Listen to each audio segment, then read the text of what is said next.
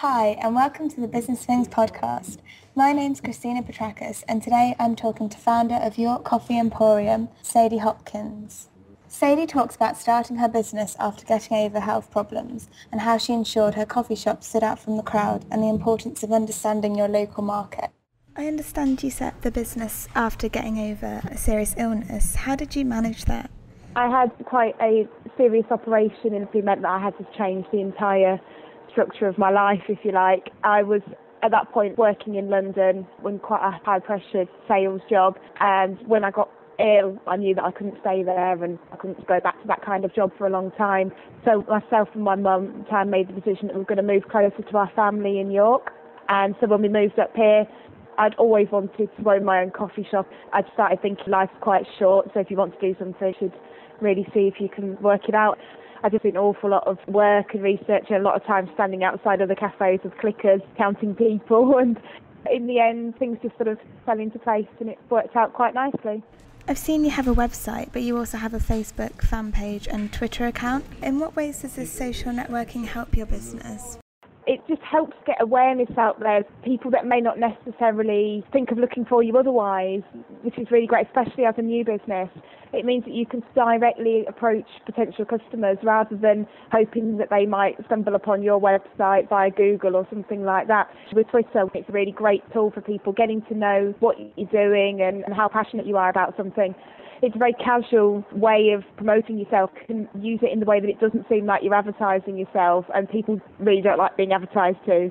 So in that respect, it creates a little bit more of a community around your business, which I think is great. And in terms of location, how important would you say that is when opening a coffee shop? I think when you're opening a coffee shop where you're relying on people that are going to come in and sit down and spend some time and relax, it's absolutely crucial that you've got the right location, and you have to make sure that what you're doing fits with the area that you're opening within, and that will make or break your business. It is definitely a balancing act of getting the right location, paying the right price for it and getting the right amount of people there.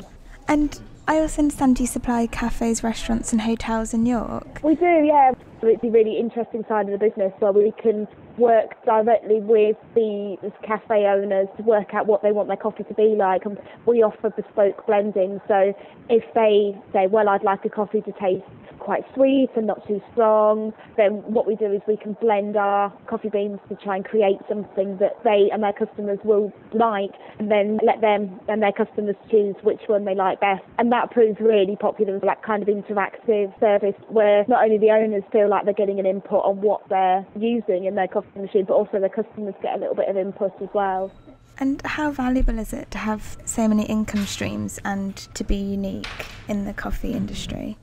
I think it is quite important to not pigeonhole yourself too much. People do expect you to have a wide portfolio of what you do, because as you do more things, you learn more things, your knowledge-based growth. It's really important for an owner of a business to do that as well, to increase their own knowledge, because you can learn every day from everybody that comes in around you. You should never assume that you know everything. That's always quite a dangerous thing to do. So having different revenue streams and different forms of income not only means that you have steady, reliable stream of income coming in when it's the quiet times, it means that you've got that income coming in, but also I think it's good for your development as a business owner as well.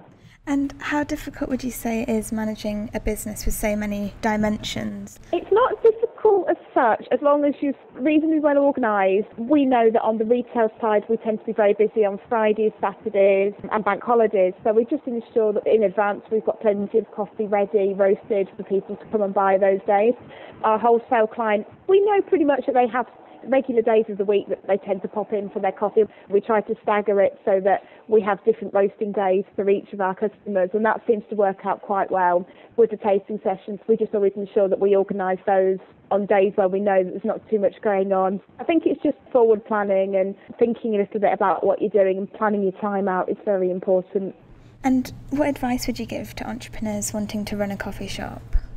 Don't think it's easy, and make sure that you do all of your research. People tend to think that they can open up anywhere, serve a half-decent cup of coffee, and people will flock to them, and that's just unfortunately not the truth anymore. The industry is so competitive and customers are getting incredibly knowledgeable as well. You have to know your product, you have to provide a good service, and you have to make sure you can do that consistently. And it's absolutely crucial that you know how to do that. And I think that is the main problem with some of the cafes that aren't as successful. It's usually that they haven't done the background research. You have to understand absolutely every facet of your business before you open those doors. Your customers are going to know if you don't. They're very canny.